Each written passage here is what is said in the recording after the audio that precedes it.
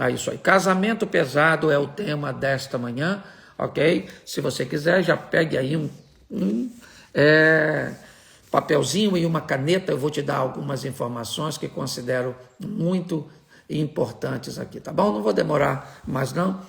Bom dia, bom dia, bom dia. Bom dia aí essa turma toda que está conosco. Vamos lá. O Senhor tem nos abençoado com certeza, ok? Tem gente pedindo oração para o esposo Ivanildo, que está aí na UTI, que Deus entre com providência. A Stefane aí de Teresópolis está conosco. Bom dia, Camila. Bom dia, Valéria. Bom dia, bom dia. É o povo chegando, já passamos de 2.000. Vamos lá. Casamento pesado é a minha reflexão dessa manhã. Tá certo? Nós vamos... o Denis fez uma colocação que era mais ou menos assim. Será que o casamento tem que ser pesado? Será que é isso? O casamento realmente é um fardo? Vamos usar alguns textos para a gente fazer uma aplicação disso. Tá certo? O primeiro texto que eu quero usar é Eclesiastes, capítulo 9, verso 9. Ele é um grande alerta para todos nós e ele diz o seguinte: goza a vida com a mulher que amas, todos os dias da tua vida vã, os quais Deus te deu debaixo do sol, todos os dias da tua vaidade, porque esta é a tua porção nesta vida e no teu trabalho que tu fazes debaixo do sol. Presta atenção, tenha prazer, goze, certo? Tenha satisfação com a mulher que você ama. Esse texto nos expõe a entender o prazer que Deus tem para que uma união se mantenha. É obviamente que o casamento não deve ser pesado, mas isso não significa que ele não será, ok? Lidar com o peso das coisas que nos são valiosas, preciosas, certo? Não necessariamente deve ser encarado como um fardo, ok? A não ser que esse peso seja contínuo, seja constante. Pastor, então o senhor acha que se eu entrei num casamento e ele é pesado, eu deveria sair dele? Bom, eu te daria uma outra visão. A pergunta é: por que você entrou nele? Porque eu tinha expectativas, porque eu esperava, porque isso, porque aquilo. Bom, eu entendo isso, tá certo? Agora, suas expectativas, sua negligência, certo? Uma série de coisas, não estou dizendo que é sempre assim, ok? Eu só estou trazendo um pouquinho de observação justa para um relacionamento e para uma crise que provavelmente pode também ter a sua participação, ok? Quer com negligência, ausência de observação, paixão e uma série de outras coisas que fez com que você entrasse num relacionamento tóxico, ok? O outro pode ter boa parte da culpa, beleza, mas cuidado com a sua, pelo menos para que você não queira criar uma justiça cuja qual você esteja de fora e o outro totalmente imerso. Então, a primeira coisa que eu quero dizer é: o casamento não deve ser pesado. Ele não foi criado para ser pesado, tá certo? Essa não é a ótica do casamento. Isso não significa que ele não será pesado. Como é que eu posso fazer com que o relacionamento não seja um peso? Vai aí uma informação preciosa e preventiva para você que ainda não casou, ou se você está casado, você ainda pode utilizar esse artifício. Amós 3:3. Amós, profeta Amós, capítulo 3, verso 3, diz: porventura, é uma pergunta, porventura andarão dois juntos, se não estiverem em acordo? Preste atenção, eu gosto dessa colocação do verbo. Vamos lá, não é andaram nem anda, é andarão, ok? Tem a ver com futuro, ok? Então ele está perguntando: porventura andarão dois juntos, se não estiverem de acordo? Eles podem até ter andado, pode até estar andando, mas a proposta do casamento é longa. Casamento não é uma prova de velocidade, ela é uma prova de resistência, ok? Então a pergunta é: você fez bons acordos?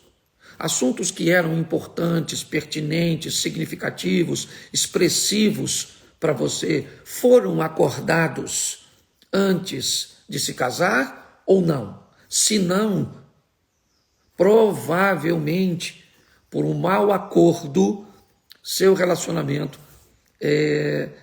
ele não vá muito longe, ok? E aí eu pergunto, a responsabilidade era de quem? De estabelecer um bom acordo? Apenas do seu cônjuge? Foi apenas o seu cônjuge que negligenciou as coisas, que fez coisas? Tá. Onde estava o acordo? Vocês conversaram sobre isso? Trouxeram esses assuntos que hoje estão querendo te separar em pauta nos seus diálogos? Talvez não. A pergunta também, que é muito importante sobre acordo, é: será que um acordo só é suficiente para levar um casamento até o fim? Será que ao longo da caminhada nós não vamos precisar de sentar, fazer uma reunião para observar se aquele acordo inicial é o suficiente? Agora que o desemprego chegou, agora que os pais de um dos cônjuges precisam de tempo, de recursos financeiros, que uma doença chegou, que a perda do apetite sexual chegou, que os filhos chegaram agora exigindo a divisão do tempo e da atenção. Será que um acordo só é suficiente? Ou será que nós muitas vezes vamos ter que sentar com um acordo pré-estabelecido, mas que foi significativo e importante para aquele tempo e que agora precisa ser revisto? Porque agora não dá para gastar dinheiro como antes, não dá para morar no mesmo lugar que antes, não dá para ter intimidade sexual como antes. Será que nós não precisamos disso? Ok? Se você não fizer bom acordo e alguns aditivos, vamos tratar assim, ao longo do tempo, talvez você tenha problemas e seu casamento se torne pesado. O terceiro texto que eu quero usar com vocês é Mateus 6, 34. Ele diz: não vos inquieteis, pois, pelo dia de amanhã, porque o dia de amanhã cuidará de si mesmo, basta a cada dia o seu mal. Bom, vale a pena nós olharmos esse mal do dia. Todos os dias, segundo a Bíblia, trazem consigo o seu mal. A pergunta é: qual é a dose do mal do dia que me atingiu? Entender isso pode trazer leveza ao seu casamento. Descobrir que o nível de mal que hoje sua esposa recebeu não foi na mesma intensidade que o seu. O dia de hoje pode ter trazido para ela um mal muito mais intenso do que para você. Um mal muito mais intenso para você do que para ela. Então, como nós nos comportamos quando nos encontramos no mesmo dia com cargas, certo? De pressões diferentes. Se você não entender que o dia mal, que todo dia é mal, mas nem sempre na mesma dose para ambos. Então, às vezes, eu encontro com minha esposa e descubro que ela está com um nível de irritabilidade um pouco maior, de nervosismo um pouco maior, de intolerância um pouco maior. Então, o que é isso? Isso é o mal do dia. A carga do mal para ela foi mais pesada que a minha. Então, eu aciono a válvula da tolerância. Eu aciono a válvula da compreensão. Não pode ser todos os dias, ok? Não é disso que eu estou dizendo. Mas eu estou falando de relacionamentos saudáveis, onde tem dia que eu não estou bem, eu não quero conversa, eu não quero assunto, eu estou um pouco mais nervoso. E pronto, não é todo dia assim, mas tem dia que funciona assim. Por quê? Porque a pressão sobre mim naquele dia foi superior, né, aos outros dias. Então, entender as doses de mal para cada dia pode fazer seu casamento ficar mais leve. Um bom acordo pode fazer seu casamento ficar mais leve.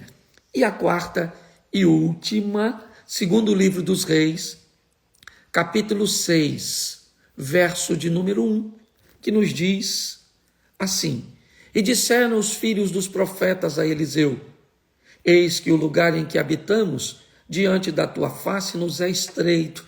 Vamos, pois, até o Jordão e tomemos de lá, cada um de nós, uma viga e façamos ali um lugar para habitar. Vamos ao Jordão e tomemos, cada um de nós, uma viga.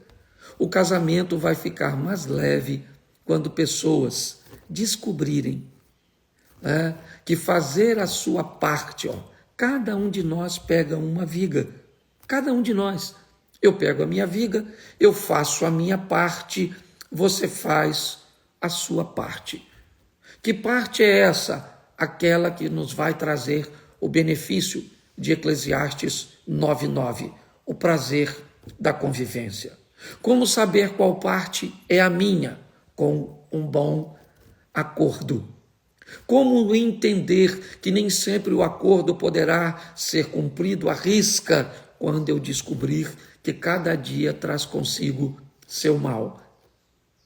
Quando eu coloco isso numa série na minha vida, eu consigo extrair deste relacionamento o melhor que eu posso e oferecer para este relacionamento o melhor que eu posso, fazendo a minha parte, cumprindo o meu papel nessa dinâmica, certo? Carregando a minha viga, certo? Que talvez seja um pouco mais pesada hoje, porque o mal que está sobre meu cônjuge hoje, ele está maior. E se o mal está nele lá, o peso que eu tenho que carregar hoje pode ser um pouco maior, para tolerar, sabe, para dar equilíbrio a isso. O mal pesa para ele lá e eu então coloco tolerância aqui nessa balança para trazer um nível, tá certo? Para trazer um equilíbrio que trará a satisfação.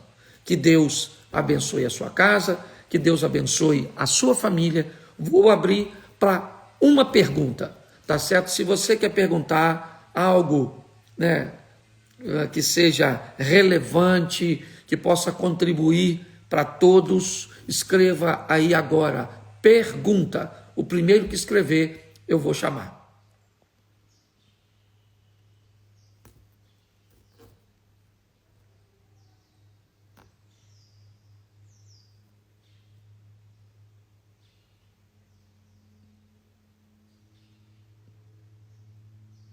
Pergunta.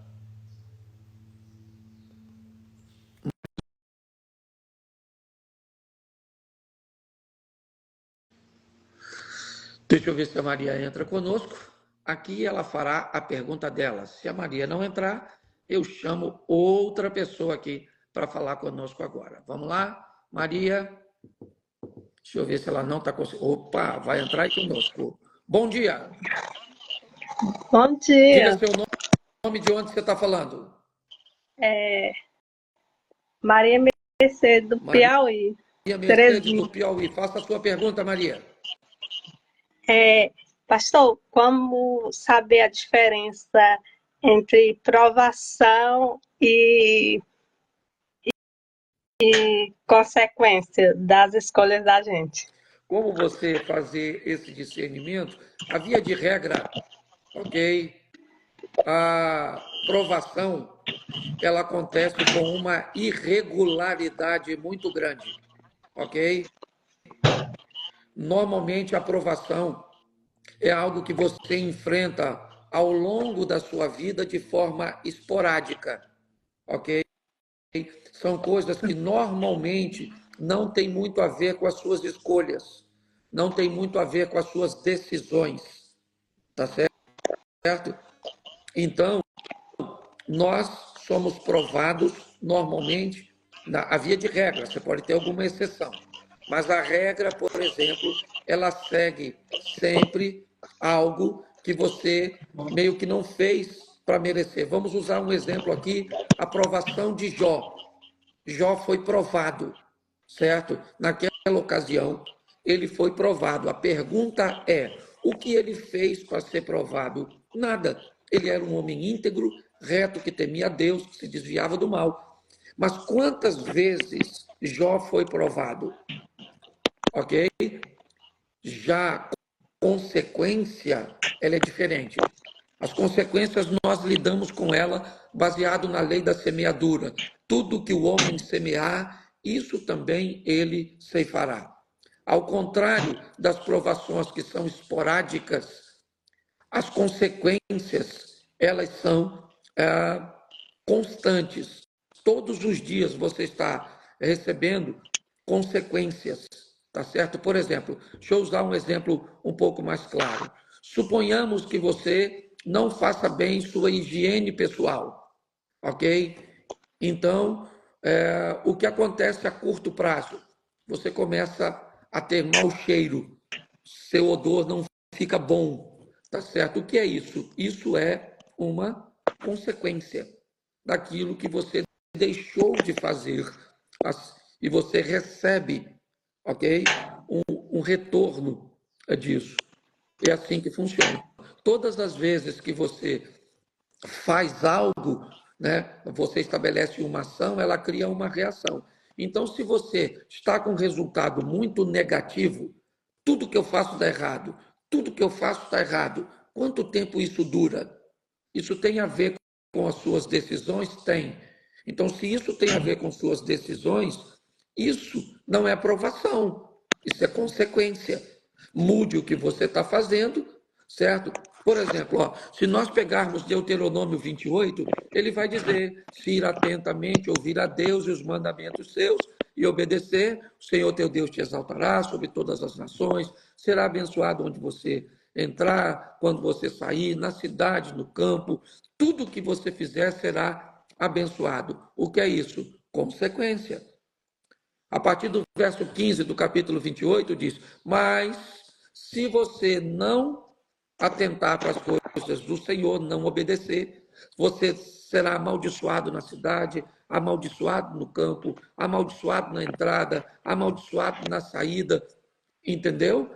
Então as consequências são assim, provações, elas vão acontecer com você lá uma vez ou outra e normalmente não tem a ver com a sua decisão, certo?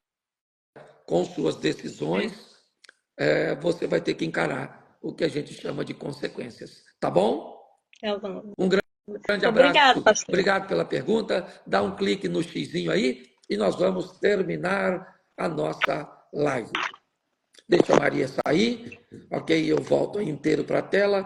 Clica aí, Maria, nesse. Isso. Um grande abraço. A Maria do Piauí falou conosco. Um grande abraço a todos. Espero ter contribuído um pouquinho aí com essas informações. Então, recapitulando, casamento não deve ser pesado. Eclesiastes 9:9. Para isso, estabeleça um bom acordo. Amós 3:3. Aprenda que esse acordo pode enfrentar alguns problemas baseado em Mateus 6:34. Cada dia traz consigo seu mal e ele não é o mesmo todos os dias. Para que isso funcione melhor, ambos têm que ter responsabilidade, cada um carregando sua viga, segundo Reis, capítulo 6, verso 1. Quando o mal foi maior para um, a tolerância também é maior para o outro. Isso gera equilíbrio e o casamento não fica pesado. Fiquem com Deus. Um grande abraço a todos. Graça e paz.